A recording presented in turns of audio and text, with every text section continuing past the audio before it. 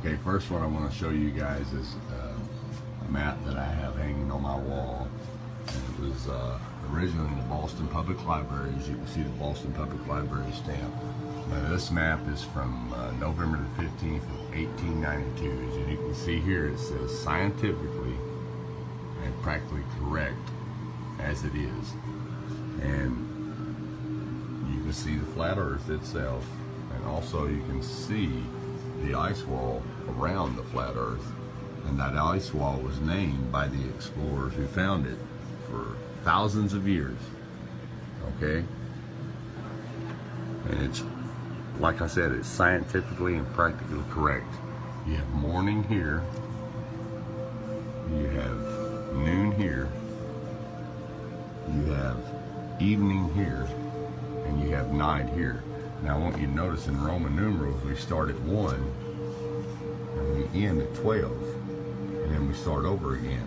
So that's 12 hours the sun is on this half of the earth, and for the other 12 hours it's on this half of the earth. As you can see right here, it starts over 1 through 12.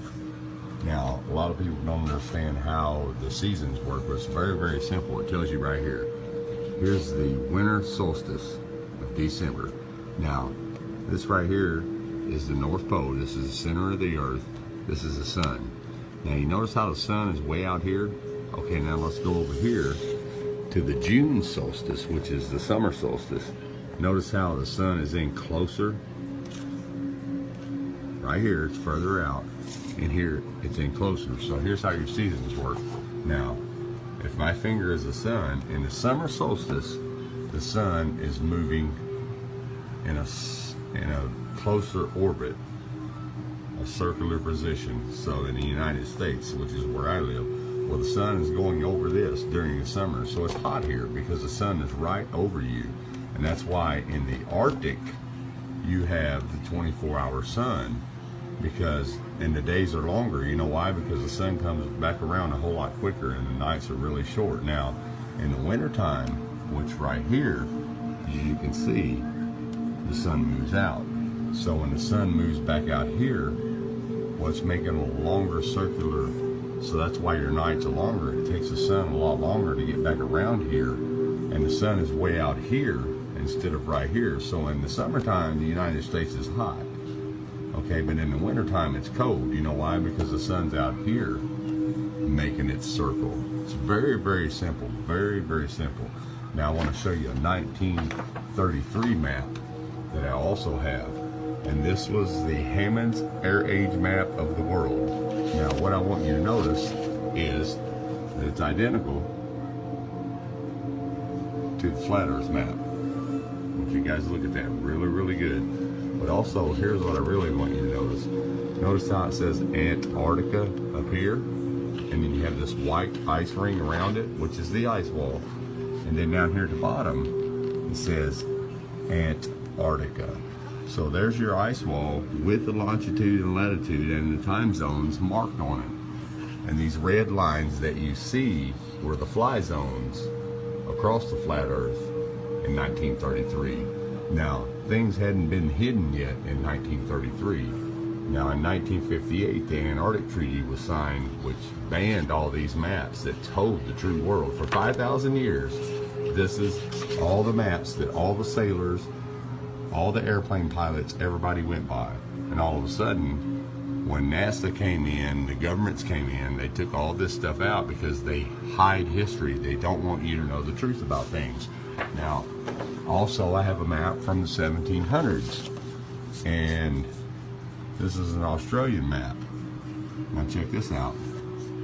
Okay, if we take the map, even though they posted it a little different, if we take the map and turn it this way, guess what? It's identical to the 1892 flat earth map.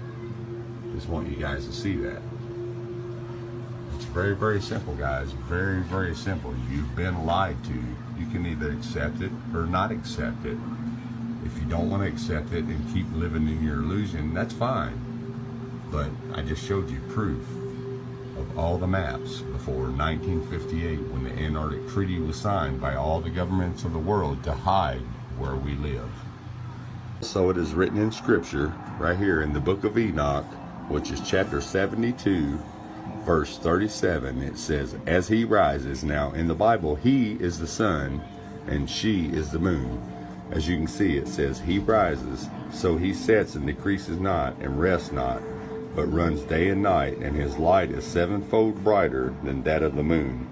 But as regards size, they are both equal, which means the sun and the moon are equal in size.